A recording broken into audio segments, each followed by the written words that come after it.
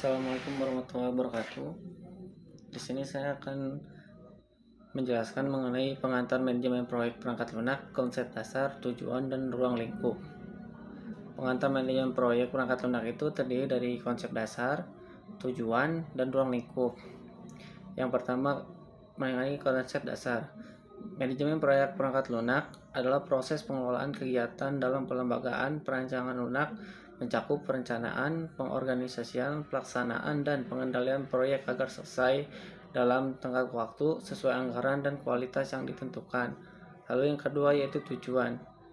Tujuannya yaitu menyelesaikan proyek tepat waktu dan sesuai biaya, menghasilkan perangkat lunak dan berkualitas sesuai kebutuhan, dan mengelola resiko sumber daya secara efisien, memastikan proses kerja tim berjalan efektif. Lalu ada ruang lingkup. Di ruang lingkup kita ada analisis kebutuhan, desain sistem, pengembangan atau dalam arti coding, pengujian dan implementasi, lalu dokumentasi dan pemeliharaan. Lalu di sini saya akan menjelaskan mengenai manajemen ruang lingkup proyek. Identifikasi kebutuhan proyek dalam perencanaan ruang lingkup. Manajemen ruang lingkup proyek yaitu ada identifikasi kebutuhan proyek, tujuan proyek. Yang pertama, identifikasi kebutuhan proyek. Langkah awal dalam manajemen ruang lingkup adalah memahami apa yang dibutuhkan oleh pengguna atau stakeholder, yaitu mencakup tujuan, masalah, fitur, sumber daya. Metode yang digunakan bisa berupa wawancara, observasi, kuesioner, atau studi dokumen. Lalu perencanaan ruang lingkup. Setelah kebutuhan diidentifikasi, dilakukan perencanaan ruang lingkup, yaitu menentukan batasan proyek atau apa yang termasuk dan tidak termasuk dalam proyek. Lalu menyusun work breakdown struktur atau WBS, yaitu pembagian pekerjaan menjadi bagian-bagian kecil agar mudah dikelola. Lalu menetapkan deliverables atau hasil akhir yang harus diserahkan, dan menyusun dokumen ruang lingkup sebagai acuan semua pihak terkait. Lalu yang ketiga ada perencanaan proyek perangkat lunak atau work breakdown struktur, yang bisa disingkat juga WBS, dan strategi perencanaan. Yang pertama yaitu work breakdown struktur atau WBS, merupakan teknik manajemen proyek yang digunakan untuk memecah keseluruhan proyek ke dalam komponen-komponen yang lebih kecil ya, sehingga lebih mudah dikendalikan juga, lalu dapat mudah dijadwalkan dan estimasi biayanya dapat diestimasi. Menurut PMBOK GWID Project Management Institute 221, WBS adalah hierarchical decomposition of the total scope of work to accomplish the project objectives.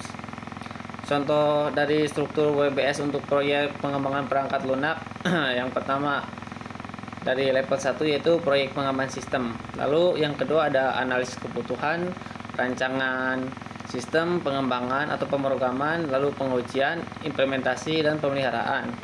Dan di level 3 yaitu ada pengumpulan kebutuhan, analisis kelayakan, desain arsitektur, dan desain antarmuka pengguna. Lalu ada coding back-end, coding front-end, unit testing, integration testing, instalasi sistem, dan pelatihan pengguna. Struktur ini sejalan dengan temuan dari Somerville 2010 yang menyebutkan bahwa modulisasi pekerjaan yang sangat penting dalam proyek perangkat lunak guna meminimalkan risiko serta meningkatkan pengelolaan waktu dan sumber daya. Lalu ada strategi perencanaan proyek perangkat lunak, yaitu strategi perencanaan adalah pendekatan sistematis yang digunakan untuk menetapkan arah, pengendalian, dan keberlangsungan proyek. Hal ini mencakup pengelolaan waktu, biaya, mutu, dan risiko. Dan di sini saya menjelaskan ada beberapa strategi perencanaan, yaitu ada top-down planning, yaitu menyusun rencana dari sasaran akhir proyek kemudian dipecah menjadi bagian-bagian kerja kecil, contoh untuk proyek dengan ruang lingkup yang jelas.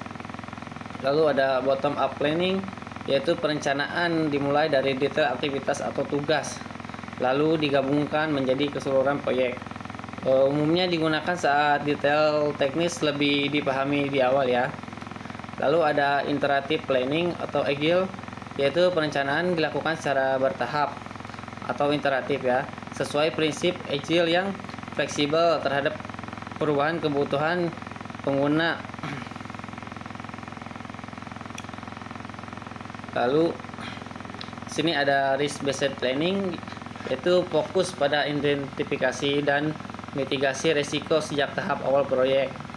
Lalu langkah-langkah strategis perencanaan proyek yaitu adalah menentukan ruang lingkup proyek, menyusun WBS, mengestimasi waktu dan biaya, menyusun jadwal proyek, misal dengan Gantt chart atau PERT. Lalu menentukan sumber daya dan tanggung jawab tim, mengidentifikasi risiko dan strategi mitigasinya, dan melakukan dokumentasi serta komunikasi rencana secara menyeluruh kepada seluruh pemangku kepentingan. Lalu yang terakhir ada manajemen sumber daya manusia. Yang pertama saya akan membahas tentang pembentukan tim proyek perangkat lunak.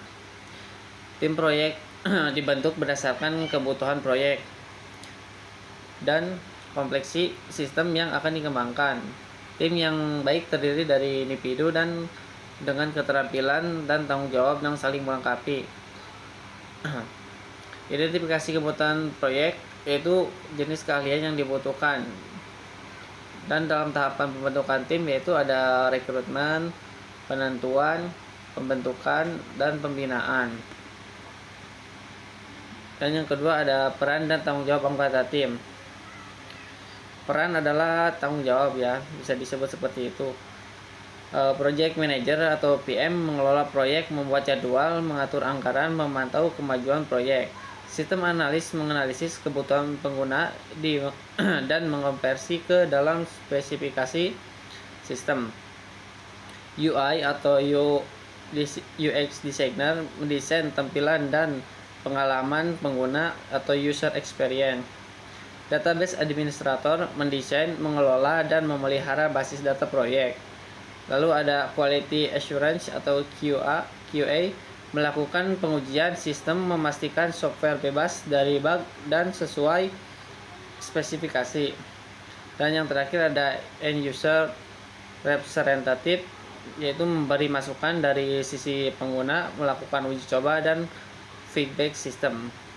Sekian dari saya. Terima kasih. Assalamualaikum warahmatullahi wabarakatuh.